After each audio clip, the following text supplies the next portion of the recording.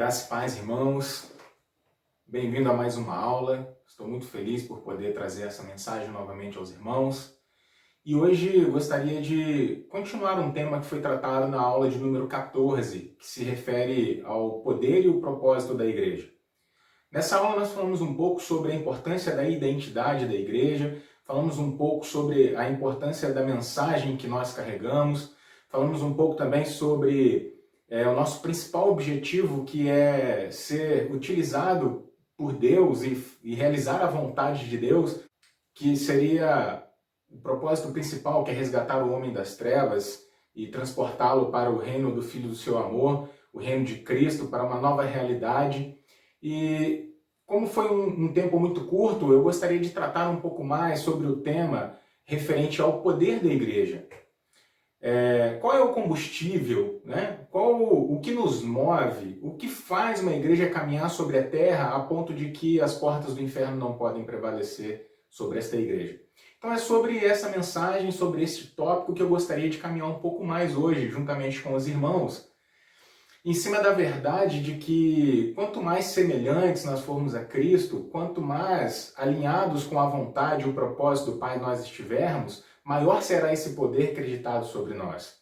Eu gostaria de chamar a atenção dos irmãos para alguns pontos em relação à palavra poder, porque a palavra poder muitas das vezes pode ter uma conotação errada por conta da realidade que hoje nós vivemos, por conta de vários homens poderosos que têm poder aquisitivo, que têm poder sobre pessoas, que muitas das vezes se empoderam por conta das suas palavras, ou dos seus projetos, ou das suas organizações grandiosas, mas não é esse o poder que eu gostaria de estar falando hoje. Eu gostaria de estar falando sobre o poder daqueles que caminham sobre a verdade do Evangelho e a vontade de Deus.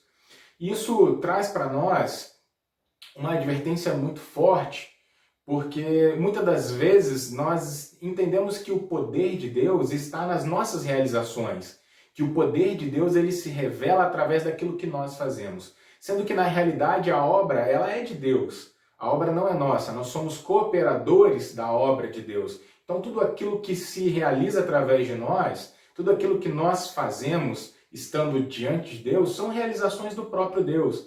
Então o poder de Deus ele está associado à nossa identidade. O poder da igreja está associado diretamente às intenções do nosso coração. Então é muito fácil o homem se perder nas suas realizações, porque elas são semelhantes àquelas realizações que Deus nos chamou para fazer. Então o que difere as realizações, se elas estão em Deus ou se elas não estão em Deus, é a origem de onde nasceu esse sentimento, qual é a motivação, o que te faz realizar essas coisas. E é nesse ponto que nós podemos distinguir muito bem essa palavra poder. Porque quando nós estamos fazendo algo por nós mesmos, ou com motivos que não seja realizar a vontade de Deus, nós podemos entender que nós estamos buscando esse poder para nós mesmos.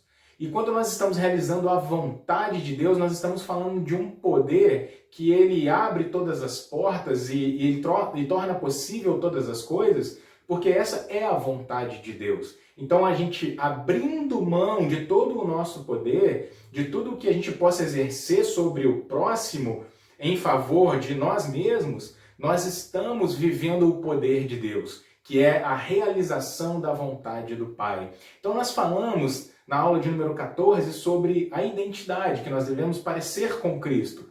E para que nós venhamos parecer com Cristo, nós precisamos analisar qual é o principal atributo de Cristo.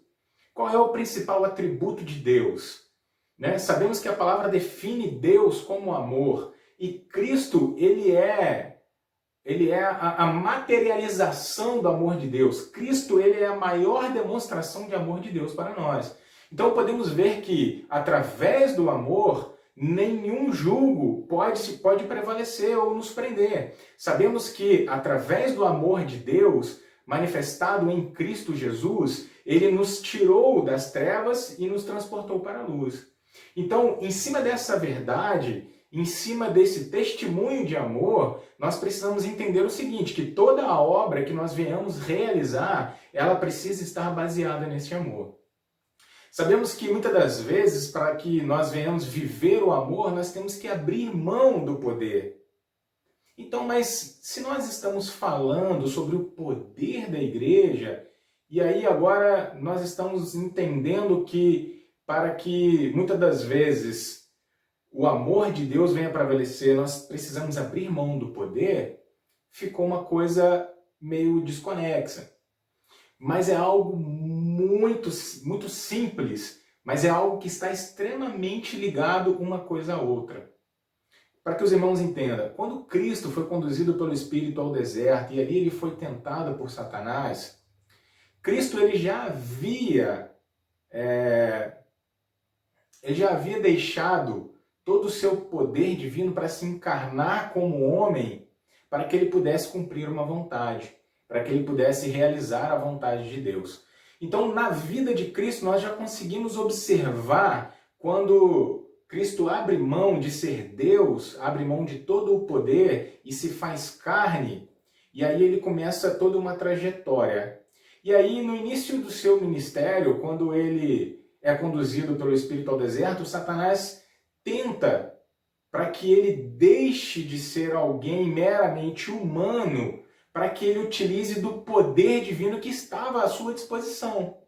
Então nós percebemos ali que Cristo não estaria errado transformando as pedras em pães. Cristo não estaria errado em realizar qualquer uma daquelas coisas, porque o poder de Deus estava à sua disposição. Mas Cristo entendia que a vontade de Deus naquele momento não era que se utilizasse de poder.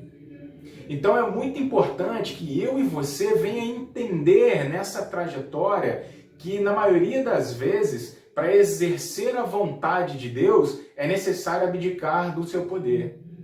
Mas uma coisa sempre estará à nossa disposição, que é o seu amor. E o amor de Deus em nós, ele é algo muito mais poderoso do que qualquer outra ferramenta. O apóstolo Paulo nos diz que poderíamos realizar qualquer coisa, benfeitorias, poderíamos falar em línguas, poderíamos utilizar de vários dons, poderíamos profetizar, mas nenhuma dessas coisas teria qualquer um valor se isso não for gerado em amor. Então nós precisamos entender na nossa caminhada que todos os nossos passos ou passos da igreja precisam ser dados em amor. Precisa ter a origem do amor. Então o poder da igreja está em realizar a vontade de Deus em amor. Descobrir os propósitos do Pai para nós e realizá-los em amor. Aprendendo com quem? Com Cristo Jesus. Então a mensagem da igreja, ela é uma mensagem puramente e simplesmente pautada no amor. Quando nós falamos na semana passada sobre o que foi feito com o homem que estava caído ao caminho, que está na passagem do bom samaritano, nós podemos entender ali o que é um posicionamento meramente religioso e o que é uma atitude de amor. E o amor é aquilo que vai nos assemelhar ainda mais a Deus. É aquilo que vai trazer a nossa identidade. É o que vai fazer que todo o poder de Deus esteja em favor da igreja. Mesmo que ainda esse poder seja para cumprir a vontade de Deus. E às vezes a vontade de Deus é que nenhum poder se manifeste. Então, irmãos, o poder da igreja está em realizar a vontade do Pai. Nós fomos advertidos para que não saíssemos de Jerusalém até que do céu viesse poder. E que poder era esse? O Espírito Santo de Deus, que era uma porção de Deus que estaria habitando dentro de nós, que tornaria possível nós vivermos essa vontade e vivermos esse amor. E que nós pudéssemos desfrutar desse poder, muitas das vezes, sem abrir mão do amor e sem abrir mão da vontade de Deus.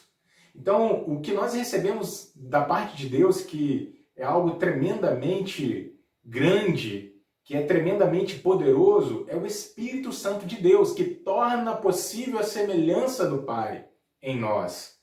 Então, a partir daí, nós não somos mais um movimento religioso caminhando sobre a terra. Nós somos a representação de Deus nesse lugar. Nós somos aqueles que realizam a vontade do Pai. Nós somos aqueles que se colocam à disposição de Deus para realizar a sua vontade e o seu querer. E ser participante de tudo isso é algo esplêndido, é algo maravilhoso, é algo indescritível. Mas para isso nós temos que entender quais são as motivações dos nossos corações.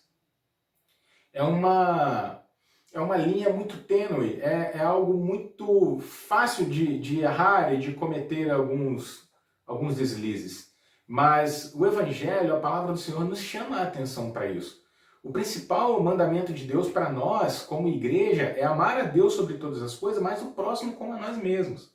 E se nós formos sinceros, nós temos que exercitar muito esse amor. Estamos ainda muito distante de amar ao próximo como amamos a nós mesmos.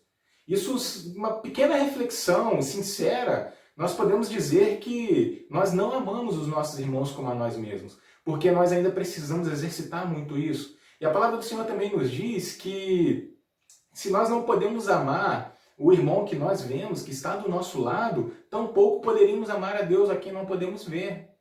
Então, se formos completamente sinceros, nós temos que orar muito a Deus, pedir muito ao Senhor que tenha misericórdia de nós, que acenda a chama do Espírito todos os dias no nosso coração, na nossa vida, e que nós venhamos ser cheios e transbordantes desse amor, desse Espírito, para que a gente possa amar uns aos outros. E através desse amor, a vontade de Deus irá se realizar e todo o poder se manifestará em prol dessa palavra, em prol dessa igreja, em prol desse projeto.